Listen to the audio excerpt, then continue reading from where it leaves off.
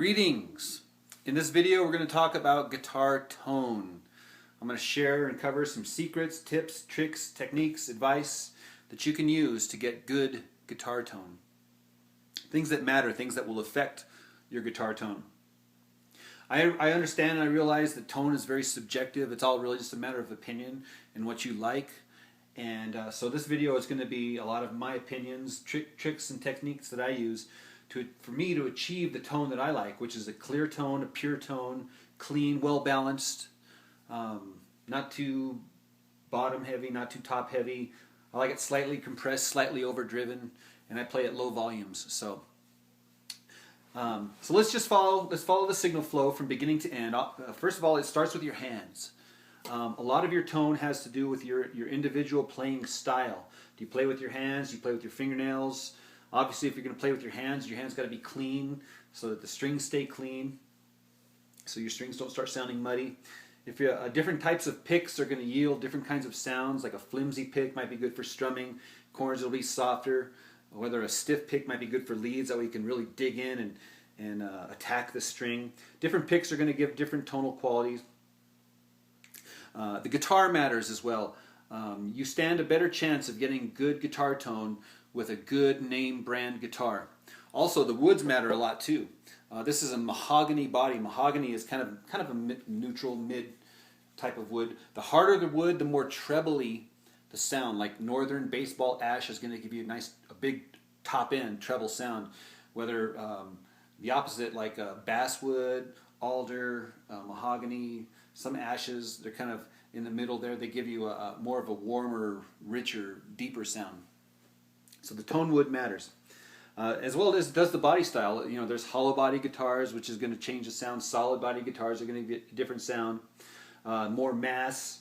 The bigger is going to give you. So there's all of these things that are going to affect your bottom line and your tone. So keep that in mind. Good strings. So good strings really matter. If you buy cheap, bad strings, chances are that you'll have bad, cheap tone. I like Diodarios. The strings are consistent from package to package to package. I like the way they sound. Also, the thicker the string, the deeper the tone. And obviously, new is always best.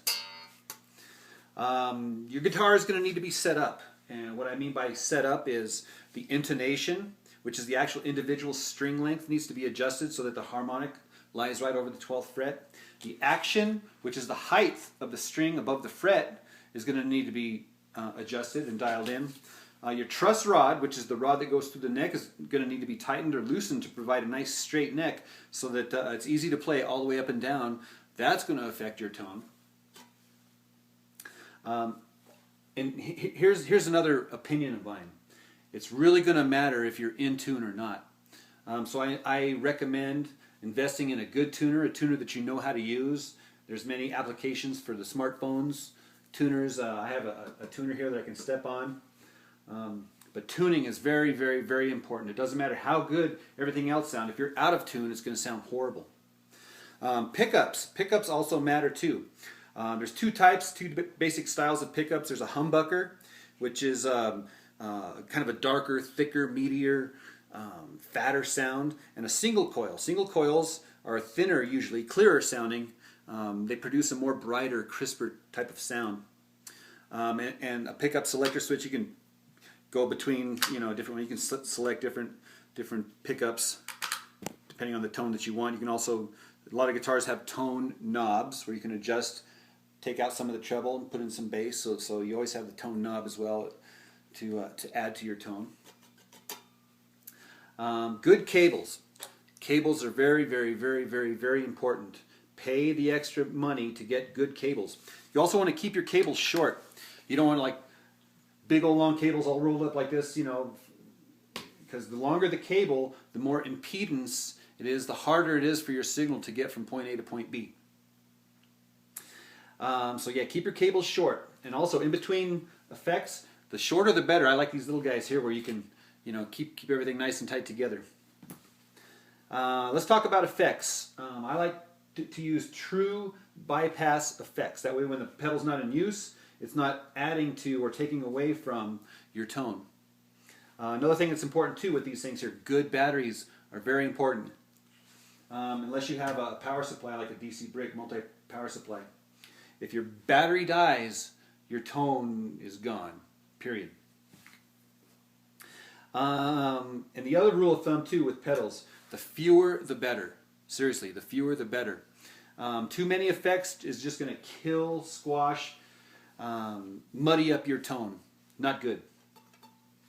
And ultimately, you're going to need a good amp. This one here is a 5-watt Victoria amp. It's only got one volume knob. That's all it needs. And, you know, my opinion is that, you know, tube amps are better than digital amps. Tube amps, I think, are more musical. They're warmer. Whereas the digital amps, the transistor amps, are more harsh. They have more of those transients in there that I think are annoying. So I like to stay in the analog realm as much as I can.